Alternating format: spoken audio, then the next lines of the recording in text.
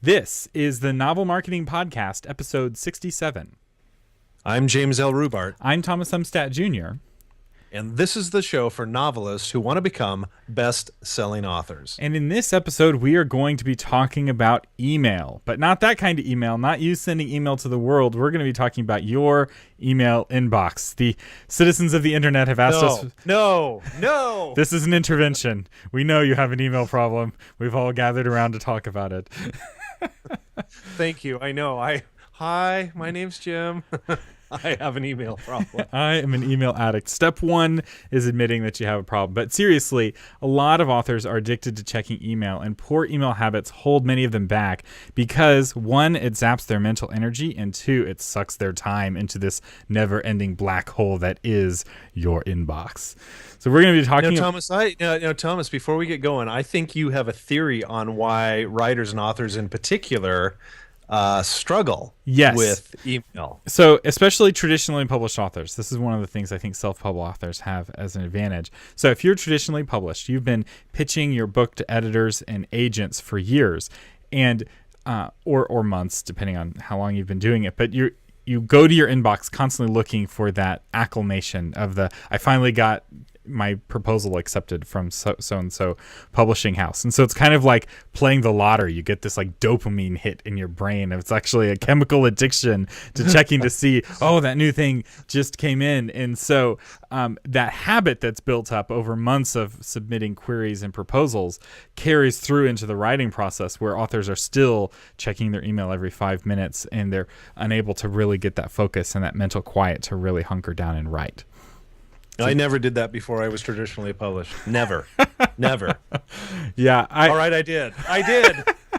There's some authors who, we'd be working with, and they would have a 5-minute response rate. And I'm like, how can you be this fast on email? Like, how are you able to get anything else done? So anyway, we're going to talk about email and how you can get control over your inbox. And here's what I promise. This is something I've taught at writers' conferences around the country. I get some of the best feedback of this material of anything that I teach. The two things that give me the best feedback is, one, teaching people how to Google their problems, because if you type your problem into Google, you're amazing what answers you find, and two, how to have your inbox at zero. This really is life-changing. And so in the next 15 minutes, we're going to teach you how to keep your inbox at zero while spending less time on email. You ready?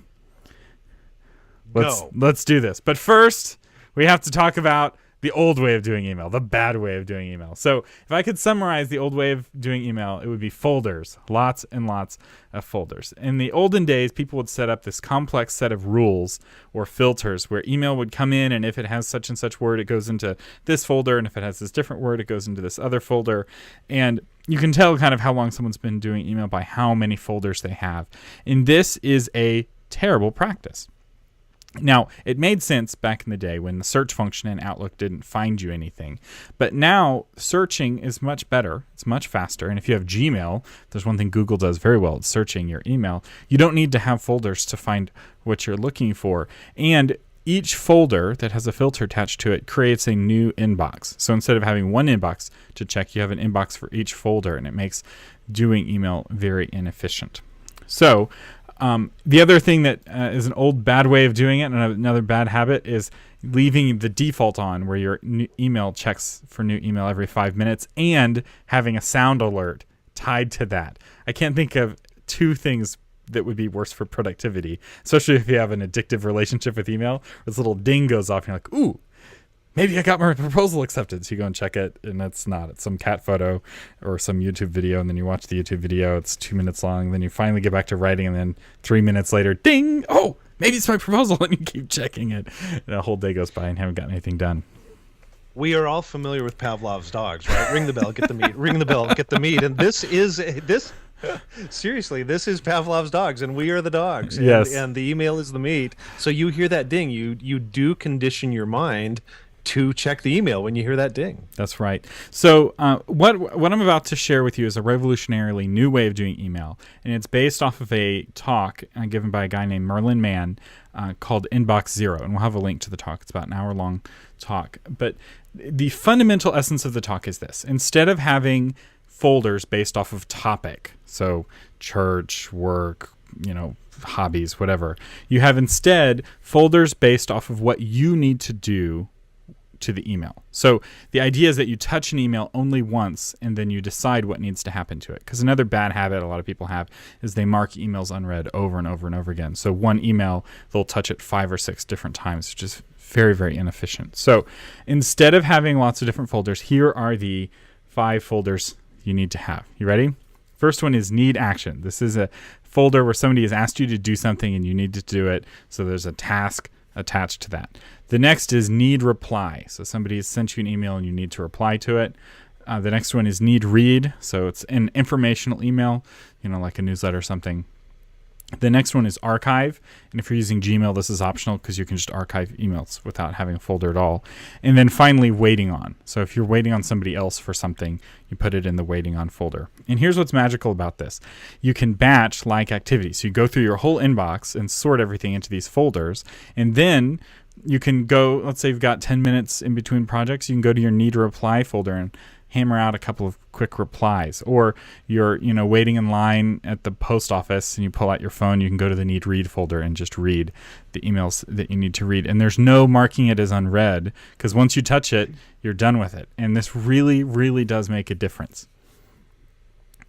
Every second counts. It's one of those things where you don't think about it at the time. You go, oh, it's 3 seconds more here, 4 seconds more here. But over the course of a day, and certainly over the course of a week, month, year, that time truly does add up. That's right. And also, this gives you more emotional space because the more you can trust your system, and here we're getting into the book Getting Things Done, which is a really great book. But the book Getting Things Done is about how to become more creative by giving yourself more emotional space. So the more things you have to remember in your head, the more memory, just use a computer metaphor, your brain uses up, which is less memory you have for whatever task is in front of you. And so if you can trust your email system to take care of everything that's urgent, and keep everything organized, you'll have a lot more mental energy for writing. Now, one principle that goes along with this, if you can deal with the email in 2 minutes, you don't have to bother putting it into one of these folders. Just deal with it. So, and what that threshold is, whether it's 2 minutes or 5 minutes, depends on you. So don't feel like, somebody needs a yes or no answer to an email. You have to then put it into the need reply email, then respond to it. That's unnecessary. So those are the folders. Now we have a couple of quick tips or some rules. So the first is turn off auto check, or at least turn off notifications. This is, if you do nothing else from this one thing will change your life. So that little ding, the Pavlov's dogs, which we didn't study Pavlov's dogs. My parents talk about it, that's like the big thing they studied in psychology class. There was some different study that was a famous study that we studied instead. I don't remember. Okay. I don't remember what it is, though. So obviously it didn't work. The Pavlov's dog is very, very memorable. So turn off the bell so you can stop salivating for the email.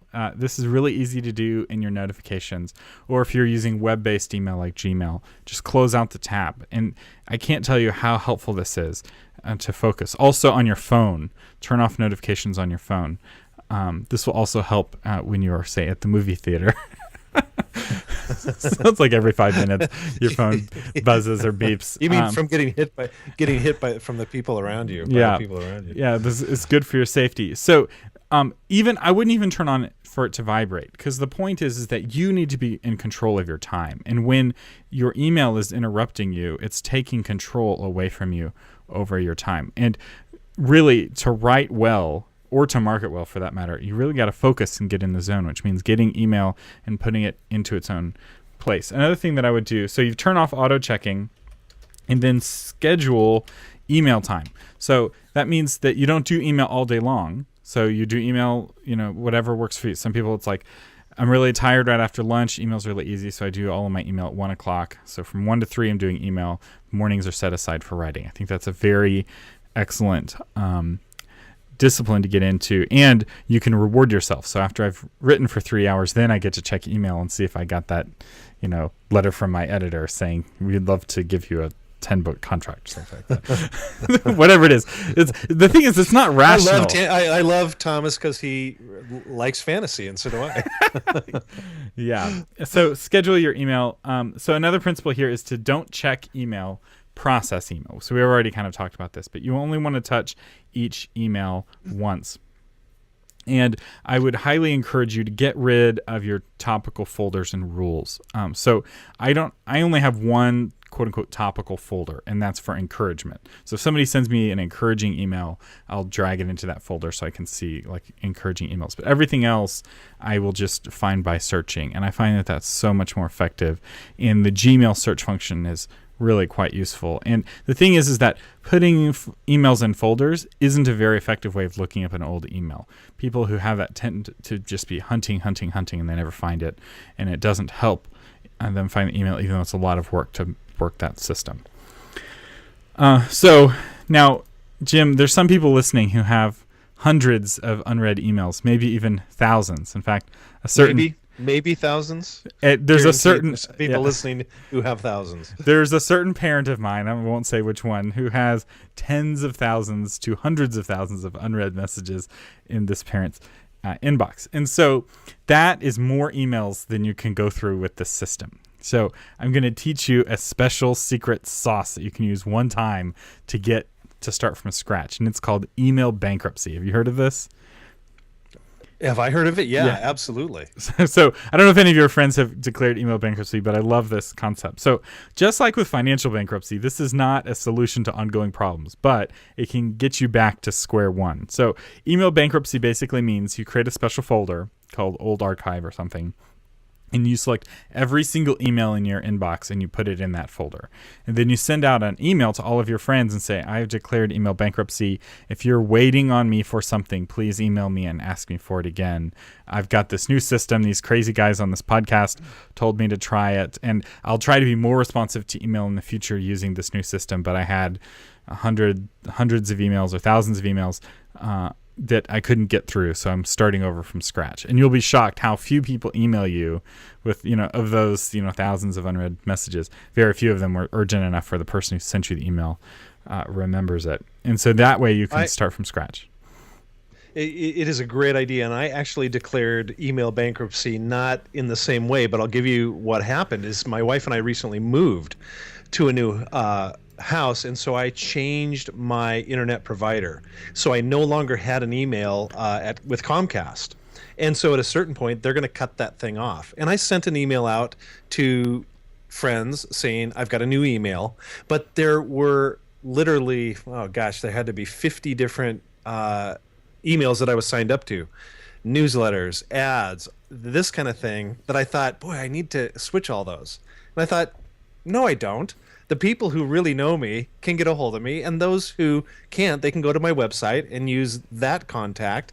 And I have to say, I have not missed any of those emails, even for a second. In fact, it feels great that that's all of a sudden everyone getting to me with that address. It's gone. That's great. That actually leads to another tip, which is you need to unsubscribe regularly. So every week you're subscribing to new email newsletters, which means every week you need to be unsubscribing from email newsletters. So occasionally I'll just go through and everything that's not even remotely interesting, I'll unsubscribe from. And so unsubscribing has gotten a lot easier. In fact, in Gmail, sometimes it's just a single button that you push. I'm a big fan of Gmail over Outlook. I know baby boomers are addicted to Outlook and it's hard to get them off, but younger people and tech people use and love Gmail. And if you can switch to Gmail, it will make you younger. Your skin will become more clear. Your hair will grow back in. You'll be stronger. It's amazing.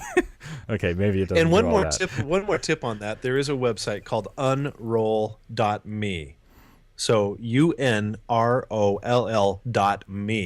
And we don't have time to get into it right now, but that can be a significant tool in unsubscribing you from things you do not want to be subscribed to. That's right. And you can always resubscribe. If you find yourself really missing that newsletter, you can always sign up again. One of the ways of having fewer emails that you're subscribed to is using a tool like Feedly to subscribe to blogs directly so you don't get their newsletters. And that way you have a separate box for kind of knowledge-y stuff and emails more action-oriented. Okay, so let's talk a little bit about the emotional side of email. Wait a minute. Emotional. Jim, how can email be emotional? I thought it's just bits and bytes on a computer. That's right. That's all it is. But back to what Thomas started us with is there is something that email gives us, whether we're trying to see if that publisher wants to offer us a contract, whether it's something back from an editor, whether you're an indie author and you're working on a cover design and you want to see, have they gotten back to me? There is something email gives us. Thomas mentioned a dopamine rush, right? You get that little jolt. And it's true. Email gets addictive. And what happens is we get in the habit of starting our day with email. And we tell ourselves it's like a religious activity. Lie. We do it in bed right before we go to sleep, and we do it in bed right when we wake up. It's like Vespers were 100 years ago. That's right. And we get addicted to it. We get the coffee going, we fire up our computer and go, oh, I'm just going to check my email.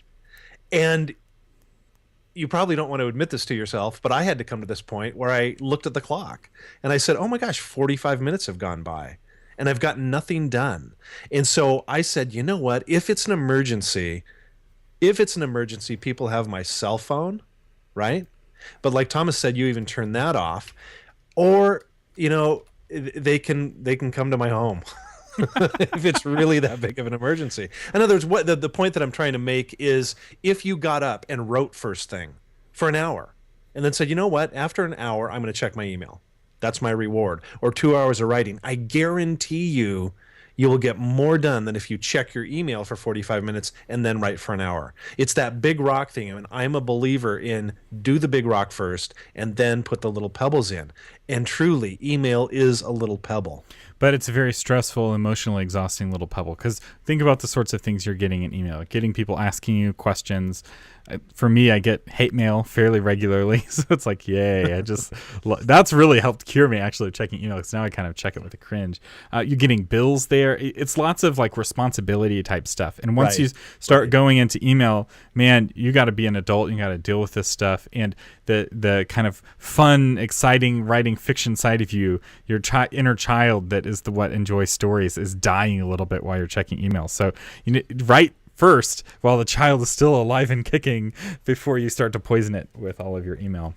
It's so true, and not to belabor the point, but we have so much physical time in the day, 24 hours. Well, we have only so much emotional time as well. And once we drain that emotional time or drain that willpower or drain that creativity, it's gone.